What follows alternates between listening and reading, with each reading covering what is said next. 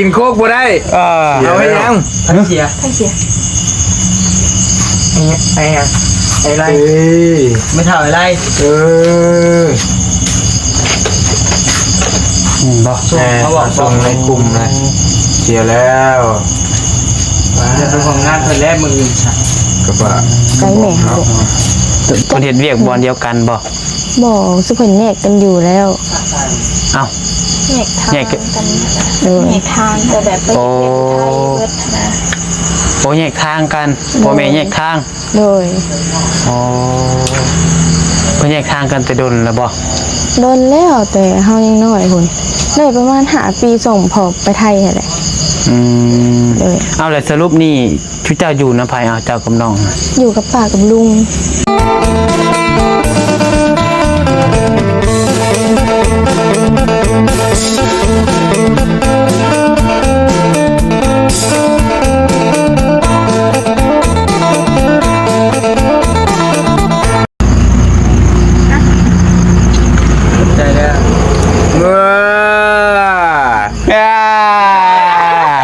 ตัวกินโคกบ่ได้เอาให้ยังใช่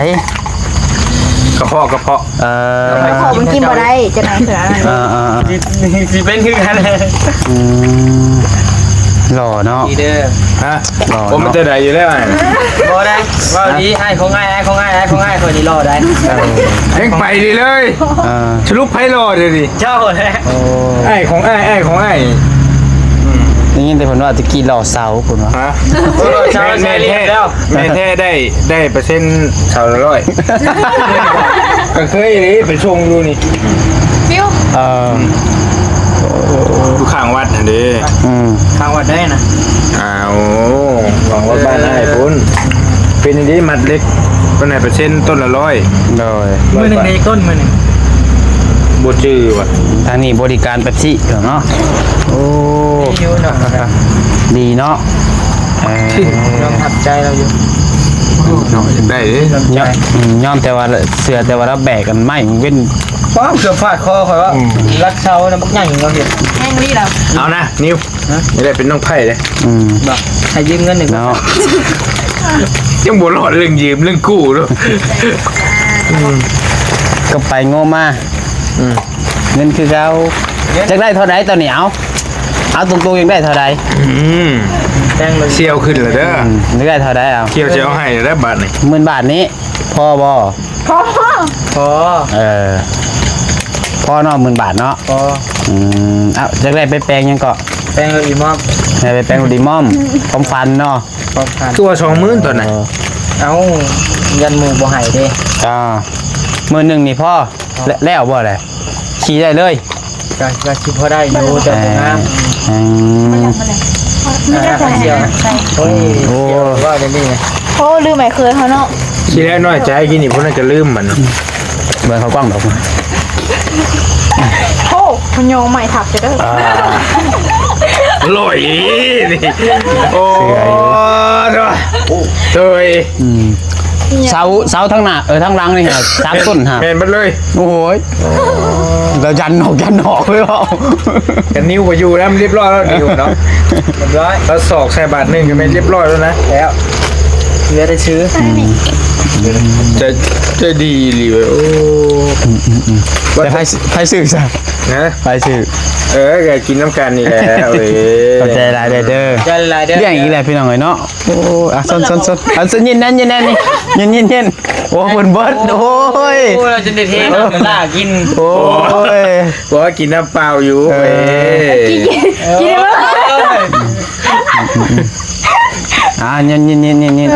น้ำก้อนขี้มือลงแล้วนึงโอ้ย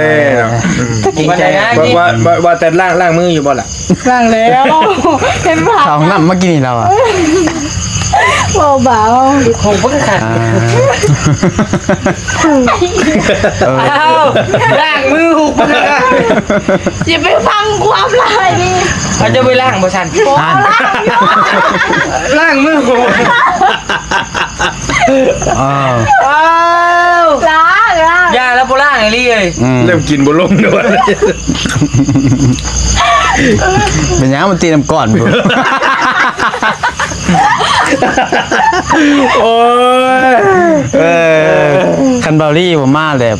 เงียบเหงาพี่น้องเนาะเฉพาะน้องๆเพิ่นยังถามว่าไอ้ลี่บ่มาบ่ไอ้ลี่บ่มาบ่แต่มือ อันดับ1ค่ะไอ้ยาวทรงเลยไอ้ลี่ โอ้ไอ้ลี่นี่ได้อันดับ2บ่ แม่ ว้าว เอาได้แล้ว บ่ บ่ บ่เกี่ยว อันดับ2เรื่องหัวบ่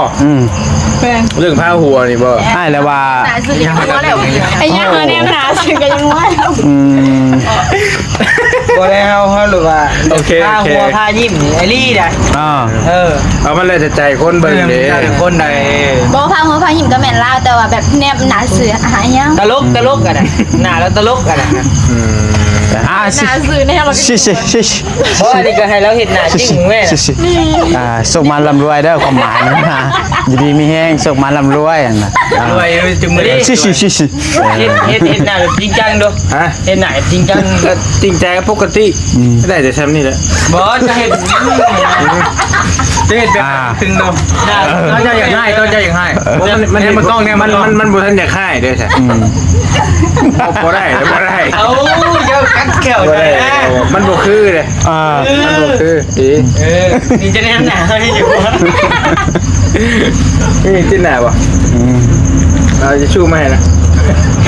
กดใจ อ้าวพี่น้องเอ้ยคลิปนี้ก็บ่มัวหัวมวนกันในอยหนึงถึงเนาะพอดีว่าทางเขาให้อ้ายเพิ่นมาแต่บ้านน้องน้อยบ่มื้อนี้ โดยแม่นละแต่บ้านน้องน้อย เป็นได้คือว่าผ่าอย่างนั้น บ่ไปพ่อควรติดคนลิเสียบ จะเผาเว้ยมัน ฟังเรื่องเล่าโอ้ เอาสกอตมาหน่อย ต้องให้ต้องพ่อเตยคนแบบนี้นะสกอตเทปโดนจะขาสั้นมันแสบจริงอยู่ เนาะไอ้ปล่อยคลิปลงไปก็เป็นในคลิปดี ว่าหยอกเซว่าหยอกเซกับผ้าพา เห็นเป็นเสียมบ่เห็นเป็นขวัญ และเพิ่นว่าอันคนผู้เฒ่าเพิ่นว่าผ้าพาน่ะมันปฏิปะควรไว้เด้ ควรแท้นี่ บริเวณนั้นควรของผ้าแหละ นางมีคลาวคือคว กั ร บบ่ฮู้ได้ยินแต่ได้ยินเพิ่นเว้าเด้ แม่นบอกแต่คือความหมายแบบว่าผ่าแหละเพิ่นแบบคล้ายๆว่าทิม ควรไม่ให้ถิ่มควรไว้หั่นนะแต่แค่เฮายิงปืนนะต่ำให้ลูกปืนไปหล่นไว้หั่นนะนี่ก็บ่เคยเห็นได้ยินแต่น้องน้อยแล้วว่าพอแล้วเก็บไว้ในเถียง2อันไปเบิ่งเด้อคันได้เข้าเถียงแล้ว เพียงพอแล้วฮะ บ่เลยเห็นบ่เลยมือนี่มันผ่ามือนี่ฮะ ไปเบิ่งรถพากันโหเจ๋งนึกว่าแม่นแล้วเป็นเสียมขี้เมียง แต่แล้ววิ่งเสาะหาพี่จัก อยู่หั่นแหละข้างอยู่ต้นไม้เบิ่งว่าน้ำคลิปไอ้ ตามไปคุด โอ้ยพ่อ แม่ ดี น้อง ใจ น้อยไปคุดหา ดีใจนึกว่าแม่นว่ะ คันได้จะเสียเป็นยัง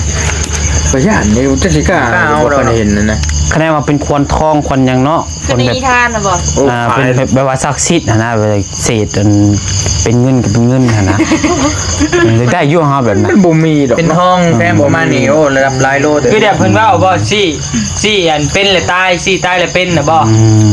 เจ้า เบิ่งคะแนนว่าคนปัจจุบันนี่น่ะซี่ตายอย่างเดียว บ่น่าสิมีดอกเนาะ คะแนนมีเป็นทองกับเขาเจ้ายังให้ฝ่าอันลงตลอดเลยเนาะรวยได้ฝ่าบัดใด เจ้ายังให้ผ้าอยู่บ่เจ้า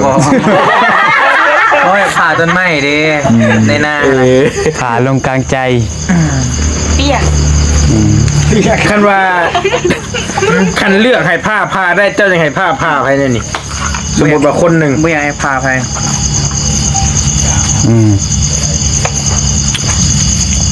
มันเป็นเรื่องบอดี้ใช่ผ่ายังเรื่องให้ถึงเลข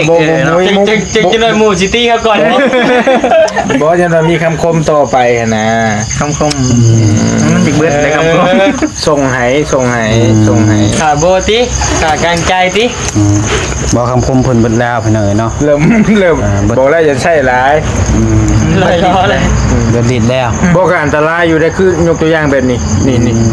มีสิทธิ์พาได้ได้นี่อีนี้บ่แม่นว่าได้ต้นไม้ใหญ่ๆนะ แม่นแหละ เป็นทิ้งหลาย แม่นอันตรายจะเห็นแล้วพอคันณตอนนั้นถ้าคน4-5คนอยู่หั่นน่ะมัน ตาย เบิดเล คื ย อตอนนั้นน่ะ เบิดเลย น้องน้อยเพิ่นอยู่ไสตอนน่ะข้าน้องน้อย เราอยู่เฮือนนั่นเที่ยงคืน โอ้ผ่าน โอ้พานไปกลางคืน เที่ยงคืนมีแต่พอแล้วนอนพอแล้วบ่ได้หูมือเจ้า โอ้คือเราพาตอนเว้น เรานอนเด้อจ้ะ รับเซยอะ ตอนเที่ยงคืนฝนตกคืนนี่ อืม เงินไม่กี่รอดเราลงไปนอนในเฮือนจำนอนในหลุมกงไม้อีกที่เพิ่นกะ แม่โอ้อันตรายแฮงอันตรายอันตราย ยังบ่ได้ขึ้นเราก็บ่นอนบ่ได้เลยเนาะ อันตรายอันตราย อืม ตะย่าน แม่นแต่ย่านอยู่ เจ้าอยู่ แต่มันระวังนั่นแหละแต่ฝนตกนี่ไง แต่ว่ามื้อนี้ผ้าเหลื่อมแห้งดีเนาะคือตัวของพ่อ จะเอาไปตกสวะ เอาเบอร์ส่งหาเตยว่าเตยว่าตกเชนบึ้น ตกอะไรอยู่นี่ตอนไปบนมีฝนอ่ะคืมแต่มีอยู่ตกตลอดค่าบ่ตกอยู่แม่นเลย อ่ะโอเคเอาสบายดีเด้อสบายดี จะไปเช่น เออ ได้แล้วบ่ ฮะยัง ได้ไหมเสื้อ เอ ผ้า อถามเรื่องนั่นก่อนห้านหาได้ละต่อบัดนี้เฮ็ดได้ต่อ ฮะ ห้านนั่นน่ะเสือเพิ่นเริ่ม ก็มี เริ่ แต่ให้ ยัง สาม บ่ อันเลยแหละแม่นให้สามมาเริ่มเผ็ดเลย มีแต่บอก ใหญ่ คนพ่อมือใดลุยแล้วนะ พ่อมือใดก็ลุยเลยพอก็แจ้งเลยเด้ ราคาลุ่มกันเลยตี ล้มแล้ว7.5ล้านแม่นบ่ อืม แบ่งชาวที่ค้า เราว่างให้เรามาจัดการ ให้เพิ่นเริ่มแล้วเนาะ แม่นเราพ่อมือใดก็ให้เรามาเลยนะ มือ มือยามปีแรกทั้งนี้แล้วว่าสิวันนั้นได้ ว่าจะมันก็ต้องได้ขุดใบก่อนมื้อนึงเนาะ มาเคิงไว้ก็ได้ เพิ่งมาขุดใบโอเค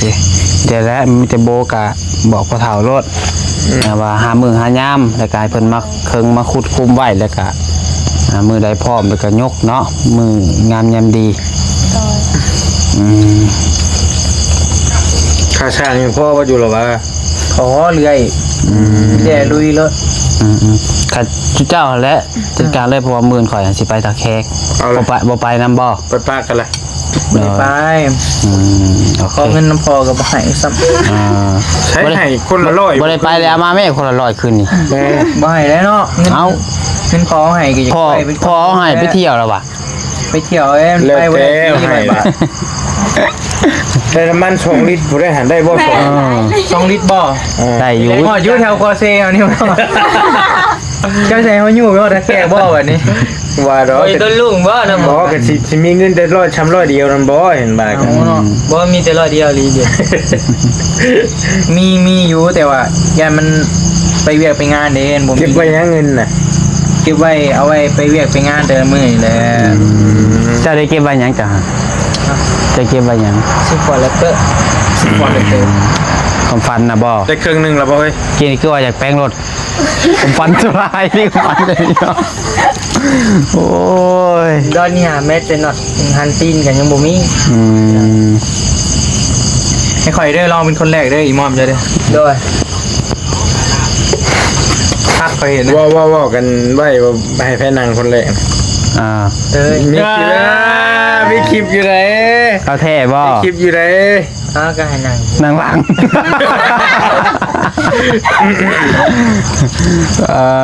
อยู่ไซส์รถเดียวนี่ หาน้ำแข็งมาให้ อยู่งานบ่เนี่ย ใจขอบใจ บ่อยู่งานกะลาบอ่ะ ยังบ่แล้วบ่ ยัง ยังบ่ได้เฮ็ดซะ ยังบ่เฮ็ดบ่มีเงินซื้ออะไร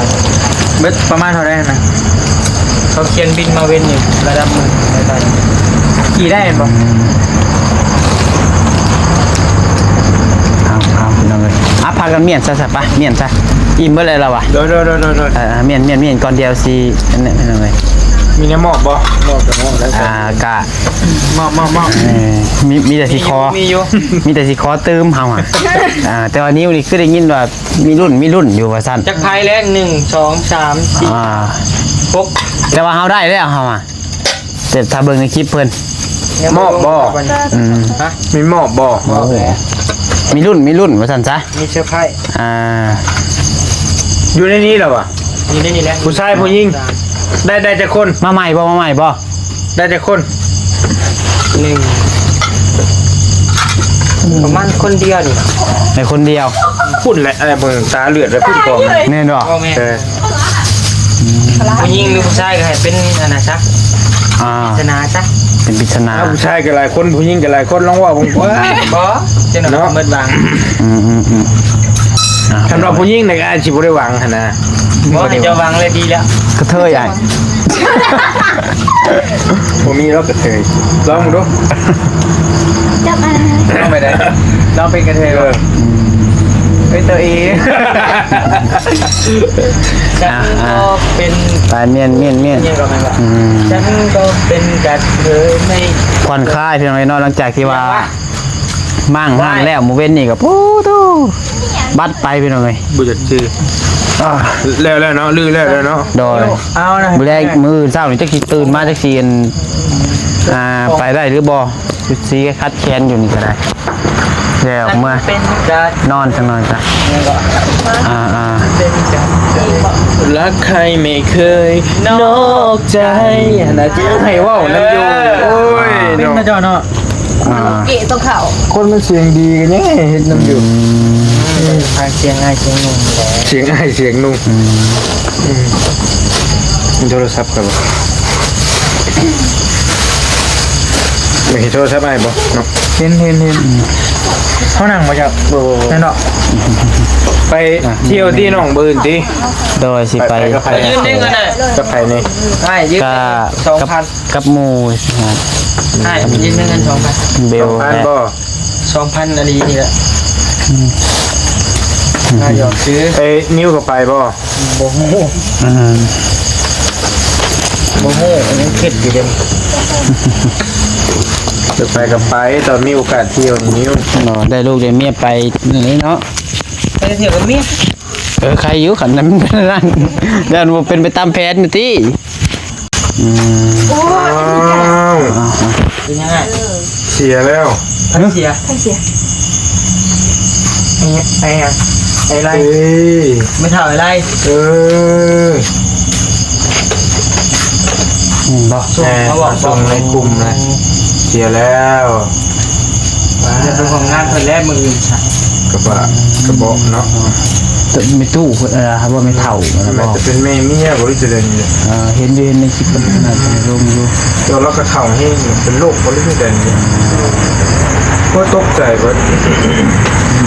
เปิดพอปิดเสียงกุ้มไว้ได้ หาก็เสียนี่บ่ ผู้ชิเมนเพราะว่าคลิปดวงเวียนเหมือนกันเนาะ เห็นอยู่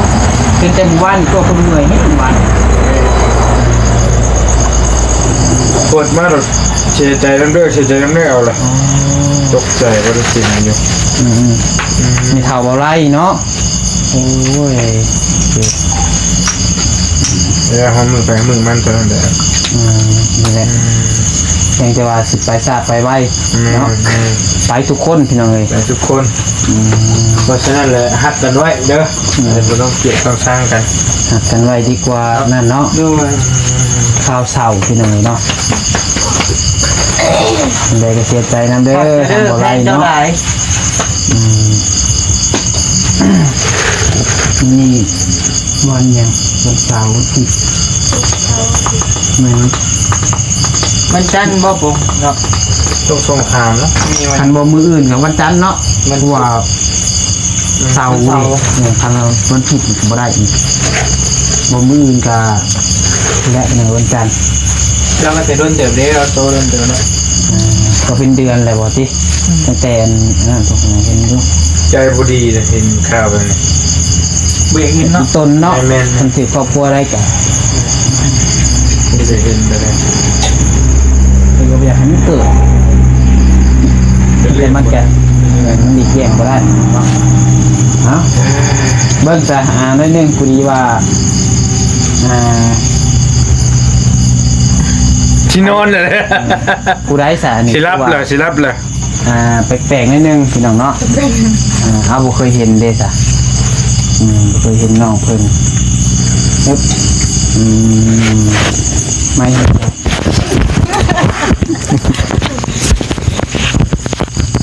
ไอ้กูใส่คอแล้วได้ยินไหม จ้ะเสียงเบาบ่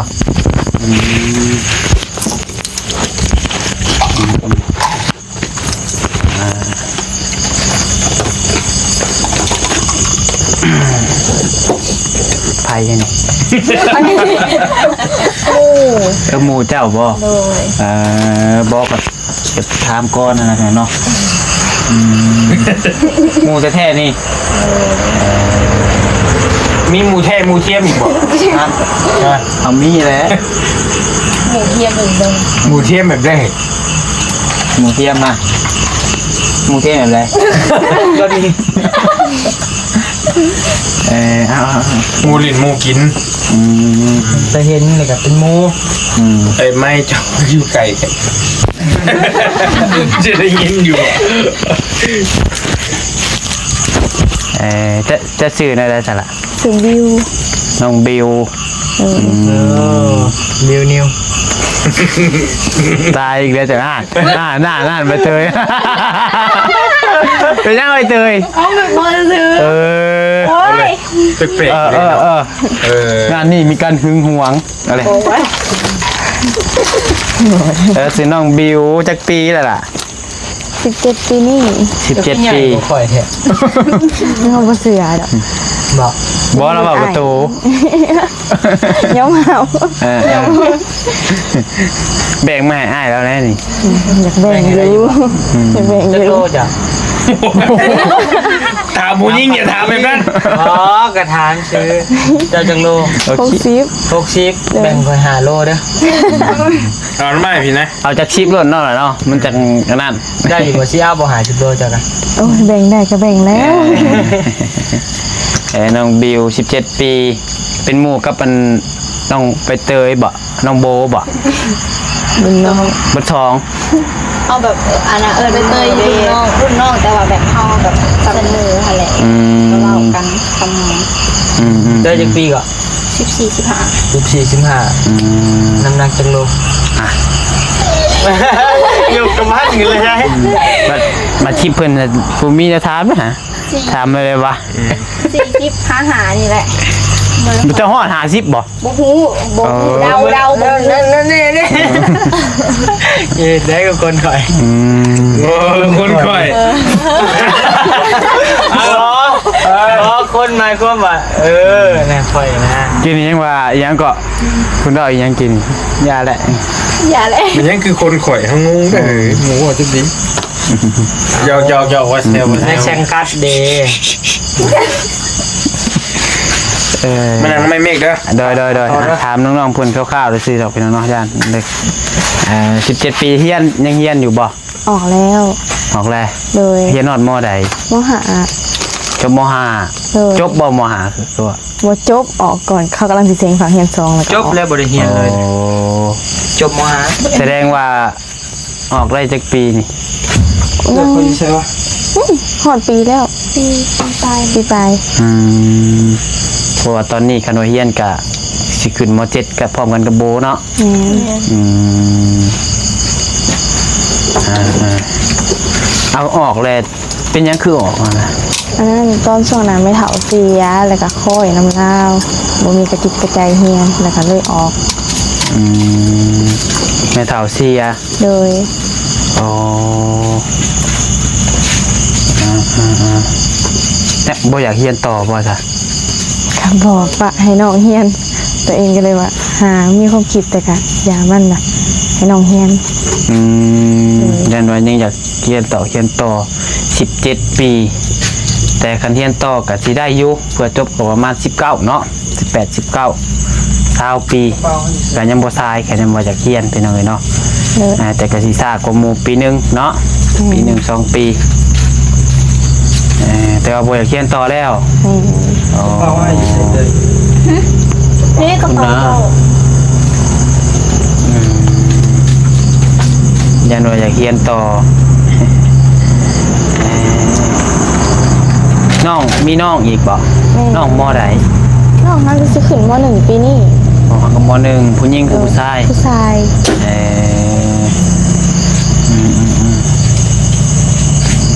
จะอยู่บ้านนี่บ่คนบ้านนี้ เลยรักษาหก อ๋อคนบ้านเดียวกันเนาะ เลย เพื่อนซ่านอยู่กันกับไผจ้ะ เพื่อนหาอยู่กับน้อง2 คนและอีกเพื่อนละหนึ่งกับของเขาปากเขาลุงอยู่คนละเฮือนกัน มีเพื่อนช่องหลัง โ แบบ บ่แม่ อน ยู่ เลย กันแบบ เงินแบบติดกันสิ อ๋อแบบนี้เลย โดย เพื่อนพ่อเฒ่าไม่เฒ่าแบบจังนี้บ่ เออ เจ้าอยู่กับไผก็ กับน้อง2คน อายุกับน้องสองคน โดย อ้าวโทษเด้อล่ะอันพ่อแม่ได้ซะ พ่อแม่ฮะอันเพิ่นไปเฮ็ดเวียก พ่อแม่ไปเฮ็ดเวียก โดย อ๋อคนเฮ็ดเวียกอยู่ไส อยู่ไทย พ่อไปเฮ็ดเวียกอยู่ไทยพุ่น แม่น ไปทั้งพ่อทั้งแม่เลยบ่ แม่น อ๋อ แถวต้าแถวงานยาสูบครับ ครอบครัวจะมีกันจักคนจ้ะ ครอบครัวแบบอ้าย แม่ น้อนง แม่ บ่ แม่น เฮาก็มีแต่น้องผู้เดียวเขาเป็นเอ๋ยกก เจ้าเป็นลูกไอ้กก โดยเอ๋ยกก ว่าไงคือพ่อแม่มีลูกสองคน แม่น ตอนนี้พ่อกับแม่เฮ็ดเวียกอยู่ไทยพุ่นบ่ แม่น เพิ่นไปสิดนแหละ พ่อหับไปก่อนได้ประมาณ5ปีแหละแม่ก็นำไปตำลัง 5 ปีแล้ว โดย โอ้แม่ได้ไปได้จักปีแล้วแม่ 3-4 ปีนึงบ่ อ๋อแล้วเพิ่นบ่ได้มาเลยบ่ แม่หาบ่ได้มามีแต่พ่อมาช่วงปีใหม่นี่ อืม เลย โอ้คือว่าง่ายกับอยู่เพื่อนน่ะอยู่กันกับน้องสองคน แม่น เอ่อไปเพื่อนอีกหลังหนึ่งได้จ้ะเพื่อนไผ เพื่อนเขาป้าเขาลุง โอ้เป็นเพื่อนป้าเพื่อนลุง โดย อืมแบบติดกันกับเพื่อนนั่นน้องโบเนาะอันนี้เลย แม่น เอ่อตอนนี้จะเฮ็ดเวียกอยู่ไสจ้ะ ยูนิคอร์น อยู่งานอันนี้นี่ โดย โรงงานอันเดียวกันกับน้าสาวน้องโบนี่เนาะเฮ็ดข้าวได้จักแต่ดนแล้วบ่เขาเรียก เดือนที่ เดือนที่6แล้ว 6 โดย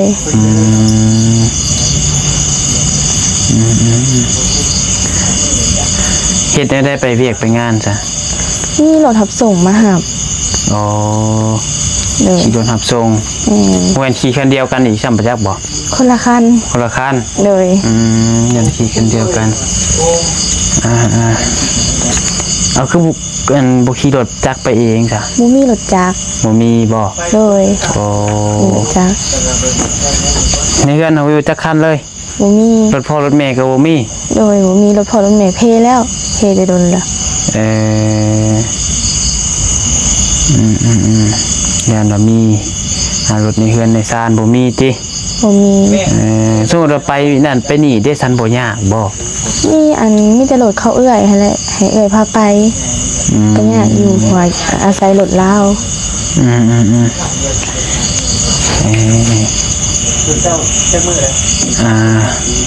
ความฝันเจ้าสมมุติว่าสิ่งคิดที่ว่าคิดว่ามันจำเป็นสุดๆตอนนี้คือหยังอ่ะเดี๋ยวจะได้รถจักร โดย อยากได้รถจักรขี่ โดย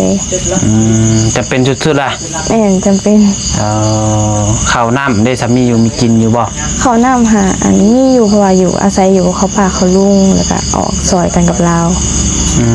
เพิ่นเฮ็ดนาบ่ บ่ได้เฮ็ดแบบเพราะว่าลูกเราแบบว่าพากันซื้อเขาวกินหั่นนะ เอาซื้อข้าวกิน โดย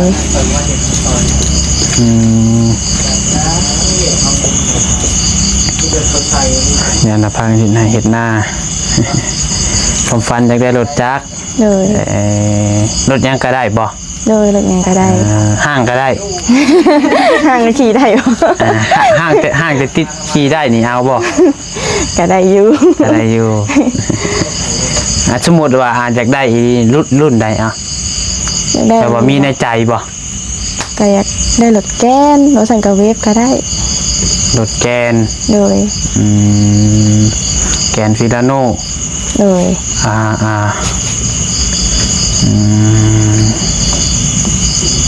คือว่าเว็บก็ได้ โดย ขอแค่มันขี่ได้เนาะ แม่ น้องเฮ็ดได้แต่ไปโรงเรียน น้องบอกคือสิให้อันรถทับส่งค่ะรถทับส่งในบ้าน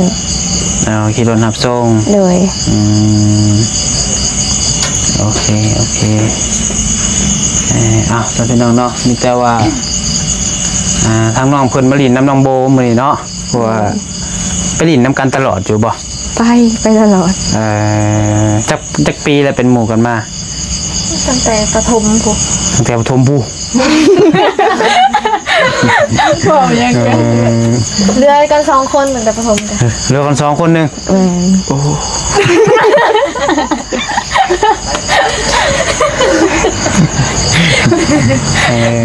เป็นยำเป็นจำบางถ่ายเป็นย ยาวๆพี่น้องเอ้ยขอให้น้องๆเพิ่นยิ้มกินในเคียนให้ในคลิปเมลี่พี่น้องเป็นหยังคือให้นะ ค่อยว่าฮอดพ่อแม่แล้วก็ไม่เฒ่าแล้วก็ค่อย พอไพ่ก็บอกก็อยากค่อยนำเบิด อืม เลย บ่คิดฮอดพ่อแม่บ่ซะเพิ่น คิดฮอดอยู่ คิดฮอด เลย เพิ่นเฮ็ดเวียกหาอยู่ไทยอยู่จังหวัดหยังฮู้บ่ ห้องบ่จื้อพ่อเคยบอกอยู่ว่าบ่จื้อ อืม ชลบุรีบ่เฮาบ่มั่นใจแม่ค่ะบ่ เพิ่นเฮ็ดเวียกบ่อนเดียวกันบ่ บ่สิเพิ่นแยกกันอยู่แล้ว เอ้า ำแยกทางกัน เออ แยกทางแต่แบบเป็น โอ้ เบิดนะ โอ้แยกทางกันพ่อแม่แยกทาง เลย อ๋อเพิ่นแยกทางกันแต่ดนแล้วบ่ โดนแล้วแต่เฮายังน้อยพุ่นได้ประมาณ5ปีส่งพ่อไปไทยนั่นแหละ อืม เลย เอาแล้วสรุปนี่ชุเจ้าอยู่นำไผเอาเจ้ากับน้องน่ะ อยู่กับป้ากับลุง บ่แบบว่าอัน อยู่เฮือนน่ะบ่ พ่อบ่คืออยู่น้ำพ่อคืออยู่น้ำแม่ อยู่น้ำแม่อยู่ฝ่ายแม่ อ๋ออยู่น้ำแม่แปลว่าแม่รับเลี้ยง เลย แต่ว่าเพิ่นบ่ได้มาเลยบ่แม่นะ บ่ได้มา โอ้ไป 4-5 ปีเลย เลย แต่เพิ่นฝากเงินฝากคำมาให้อยู่ว่าซะ ฝากมาให้อยู่ ฝากให้ทุกเดือน เลย โอเคจ้ะอ๋อแสดงว่าที่ว่าใดๆพี่น้องเนาะเพิ่นเดินหยังพ่อแม่แยกทางกัน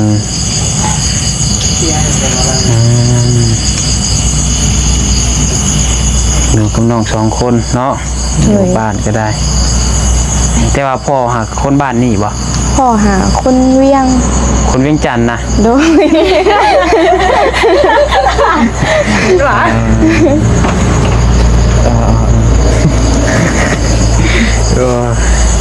คือเราพอคนบ้านแม่เจ้าคนบ้านนี่บ่ แม่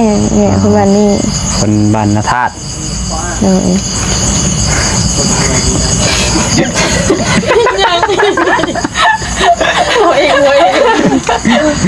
เอ้ยตา